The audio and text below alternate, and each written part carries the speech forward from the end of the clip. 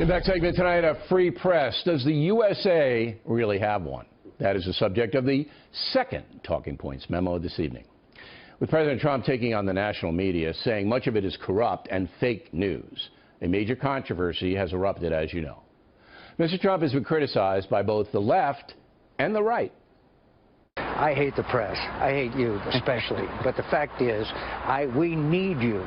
We need a free press. We must have it. It's vital. If you want to preserve, I'm very serious now, if you want to preserve democracy as we know it, you have to have a free and many times adversarial press. Senator McCain apparently believing that the American press is, quote, free. But is that true? Many Americans believe that the national media has now become an arm of the Democratic Party.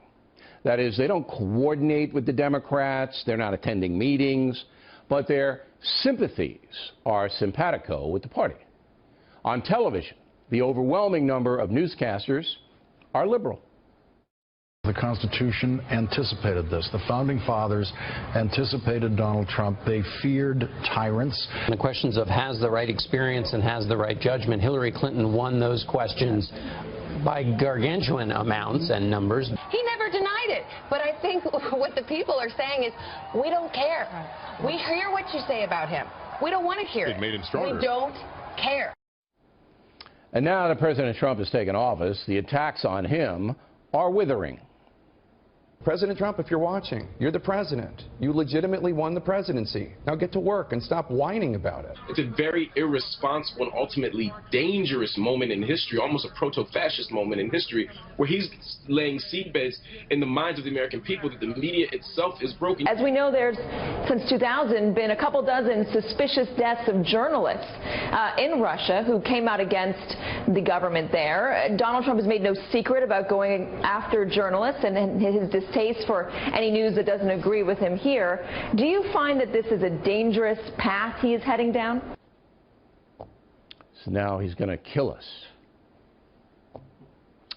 Again, it is not a stretch for any fair-minded person to believe that the national media leans heavily left and despises President Trump, not willing to give him a chance or any benefit of the doubt. Surely that's what's going on. Surely. As for the adversarial nature of the press, Senator McCain is correct. The Founding Fathers gave us specific freedoms so we could tell you how the people in power were behaving. But when the press aligns itself with a political movement, in this case liberalism, then it is no longer objective or free because it's sympathizing with a political point of view. It is tethered to a philosophy. This is not unique to America. The European press is far left, generally speaking. They're worse than the press here. But in America, President Trump has made this an enormous issue. Some believe that the Fox News channel is not fair and free. I dispute that, pointing to analysis of our on-air personnel.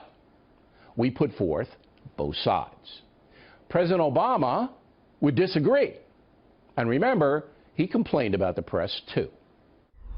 Do you think I'm unfair to you? Do you think I can give you... Absolutely, of course you are, Bill. But I like you anyway, though. Okay, but give me how I'm unfair. But look... Give me how I'm unfair. Come on, you can make that accusation without telling me. Bill, we just went through an interview in which you asked about healthcare not working, IRS, were we wholly corrupt, Benghazi, right? So the list of issues that you talk about. But these are unanswered questions. But they're defined by you guys in a certain way. But look, this is okay. This is if you want to be president of the United States, then you know that you're going to be subject to criticism.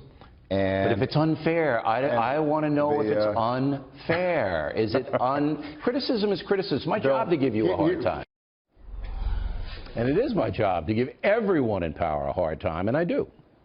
You remember that President Trump told me I should see a psychiatrist at one point. But I don't have an agenda other than an honest presentation. I liked Barack Obama as I liked George W. Bush. I think they're both patriots, okay? Now, you may not agree with their policies. You may think that they're not managing well. That's fine. Everybody has an opinion.